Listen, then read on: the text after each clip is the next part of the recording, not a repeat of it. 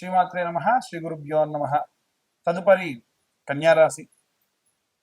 కన్యారాశి వారికి సంబంధించి మే 15వ తారీఖు నుండి నెలాఖరు వరకు ఎలా ఉందనే విషయాన్ని చూసుకుంటే మిశ్రమ ఫలితాలు గోచరిస్తూ ఉన్నాయి. కన్యారాశి వారికి సంబంధించి అనవసరమైనటువంటి విషయాల్లో తలదూర్చడం కానీ, తనది కాని వస్తువును తీసి ఎత్తుకొని మీద పెట్టుకోవడం కానీ, విపరీతమైనటువంటి మానసికమైన ఒత్తిడిని సంభవించడం కానీ జరుగుతూ ఉంటాయి. ఎట్టి పరిస్థితులలో వీరు మీది కానటువంటి వాటి జోలికి పోకుండా ఉంటే మంచిది. మీది కాని విషయంలో తలదూర్చకుండా ఉంటే మంచిది. ఎవరైనా ధూర్తతనంతో మిమ్మల్ని మాట్లాడేటువంటి వారు ఉంటారు, మీ యొక్క సంబంధించినటువంటి వారు వారికి చెప్పాల్సినటువంటి గుణపాఠం ఖచ్చితంగా చెబుతారు. దాంట్లో ఎటువంటి సందేహం లేదు. అనవసరమైనటువంటి వాటి జోలికి వెళ్ళకండి.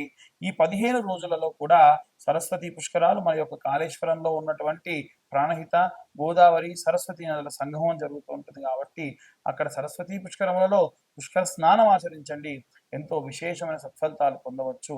అలాగే ఈ యొక్క కన్యారాశి వారికి సంబంధించి అనుకోని విధంగా ఎక్కడి నుంచో రావాల్సినటువంటి ధనము రావడము, ఎంతో ప్రయత్నాలు చేస్తున్నటువంటి మీకు ఆ ప్రయత్నాలు సఫలీకృతం కావడము, ఏదైనా ఒకే విషయం గురించి పదే పదే ఆలోచించడము, ఇలాంటివి బాగా జరిగే అవకాశం ఉండి నిద్రలో కూడా ఉలిక్కిపడి లేచేటువంటి పరిస్థితులు కూడా కనిపిస్తూ ఉన్నాయి. ఎట్టి పరిస్థితులలో మీరు ఇలాంటి వాడి జోలికి వెళ్లకుండా ప్రశాంతంగా ఉండేట్టుగా ప్రయత్నం చేయండి.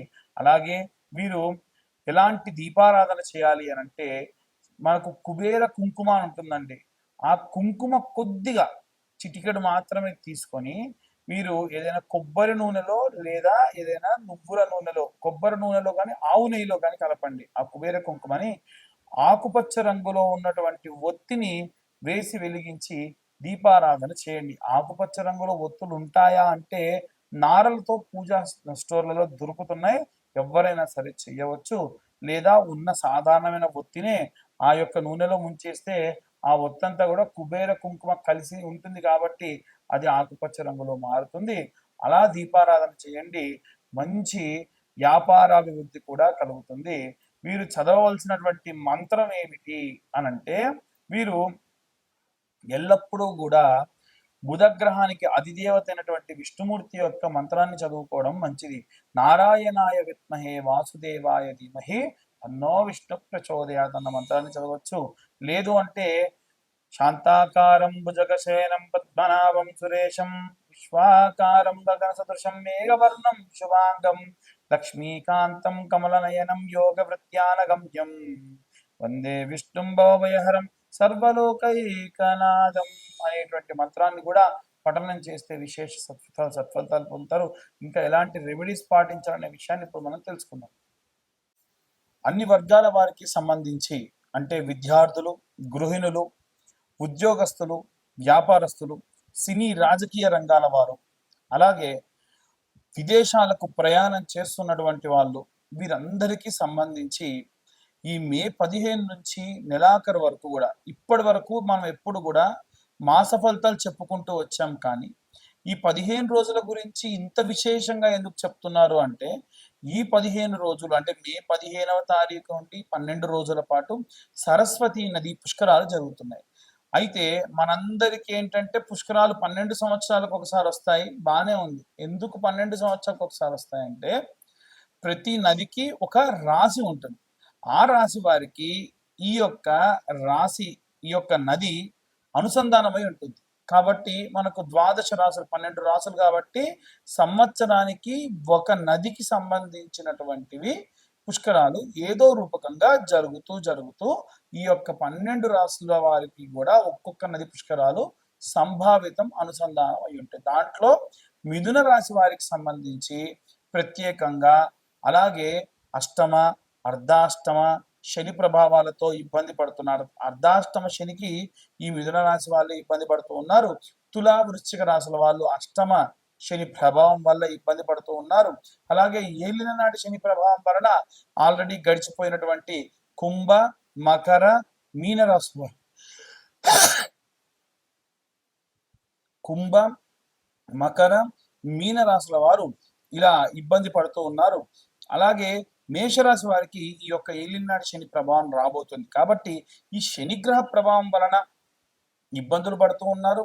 అలాగే ఈ సరస్వతి పుష్కరాలలో ఎందుకండి మేము సరస్వతి పుష్కరాలు ఏ పుష్కరానికైనా వెళ్ళి ఎందుకు చేయాలి అని అడిగితే, సరస్వతీదేవి పుష్కరాలే కాదండి, ఏ పుష్కరాల్లో అయినా సరే మన పితృదేవతలకు ఏమైనా తర్పణాలు విడిచిపెట్టినా, పిండ ప్రదానాలు చేసినా, ప్రత్యేకంగా పితృదోషాలుంటే అవన్నీ కూడా పోతాయి. ఏమవుతుంది పితృదోషాలుంటే? చదువుకునే విద్యార్థి ఎంత చదివినా కానీ మంచి మార్కులు రావు, మంచి ర్యాంకు రాదు. గృహిణులకు ఎంత చేసినా గుర్తింపు ఉండదు. ఉద్యోగస్తులకు ఎంత కష్టపడ్డా కానీ ఈ పితృదోషాలు లాంటివి ఏమైనా ఉంటే సరైనటువంటి ఎదుగు పొదుగు లేకుండా ఉంటారు.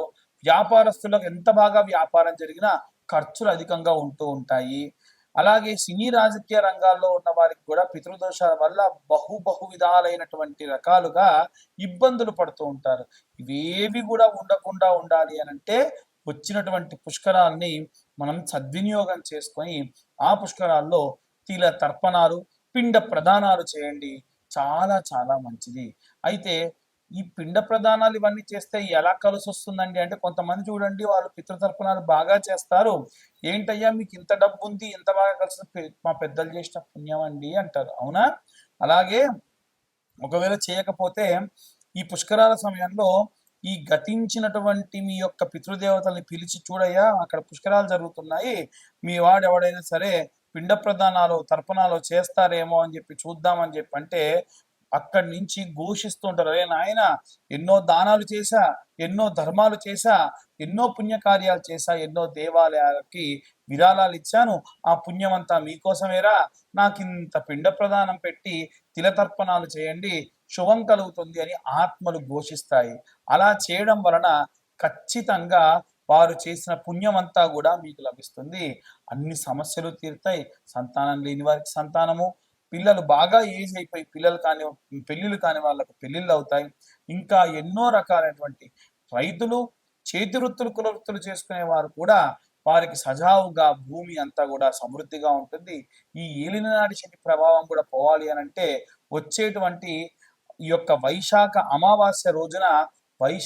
అమావాస్య రోజున ప్రత్యేకంగా శని జయంతి. ఆ రోజున తిలాహోమాలు కానీ తైలాభిషేకాలు కానీ ఆచరించండి. శనికి సంబంధించినటువంటివి చేయండి. ఎందుకంటే 6 నుంచి 7 రాసుల వాళ్ళు ఏదో రకంగా శనిగ్రహం వల్ల ఇబ్బంది పడుతూ ఉన్నారు. వీరందరి ఇబ్బంది పోవాలి అనంటే ఈ ఉన్నటువంటి ఈ శని జయంతిని సద్వినియోగం చేసుకొని తిలాహోమాలు, తైలాభిషేకాలు చేయించుకోవడం మంచిది. కాబట్టి ఈ తిలాహోమము, తైలాభిషేకానికి కలిపి 1116 మాత్రమే ఛార్జ్ చేయడం జరుగుతుంది. ఇవి వీలైతే ఈ యొక్క హైదరాబాద్ కొత్తపేటలో కానీ బడంగపేటలో కానీ తైలాభిషేక హవనములు ఆచరింప చేయాలనేటువంటి సంకల్పం ఉంది. ఇందులో పాల్గొనదలిచిన వారు కింద ఉన్న నెంబర్కి కాల్ చేసి ఖచ్చితంగా పూజలో పాల్గొనదలిచిన వారు మాత్రమే రండి. నేను ఫోన్ చేసి మా గోత్రనామాలు ఇస్తామండి అని అంటే చెయ్యొచ్చు, కానీ అంత సద్వినియోగపరచుకోవడం మాత్రం కుదరదు. గోచార రీత్యా చెప్పేటువంటి విషయములు ఇవన్నీ కూడా మీ పర్సనల్ జాతకంలో ఎంత శని ఉచ్చస్థితిలో ఉంటే మీకంత సమృద్ధిగా ఉంటుంది. కాబట్టి జాతకం పూర్తిగా తెలుసుకోవాలి అనుకుంటే మీ పేరు, date of birth, time, place ఇవన్నీ కూడా వాట్సాప్ చేయండి. పూర్తిగా మీ జాతకం విశ్లేషణతో తెలుసుకోండి. ఈ జాతకం అంతా కూడా 60 నుండి 70 పేజీల్లో మీకు అందిస్తాము. ఈ జాతకానికి గాను 2025 రూపాయలు మాత్రమే ఛార్జ్ చేయడం కూడా జరుగుతుంది. ఇలా ఈ జాతకం ఇచ్చిన తర్వాతకి గంట పాటు మీకు జాతకం విశ్లేషణతో చెప్పడం జరుగుతుంది. మా యొక్క డేట్ ఆఫ్ బర్త్ టైం లేదండి అనుకునే వారు ఎటువంటి డబ్బు వృధా చేయకండి. మేము ఇప్పుడు చెప్పేటువంటి ఈ గోచార రీత్యా చెప్పే రెమెడీస్ అన్నీ కూడా మీకు చాలా చాలా చాలా బాగా ఉపయోగపడతాయి. సర్వే జన సుఖినో భవంతు. స్వస్తి.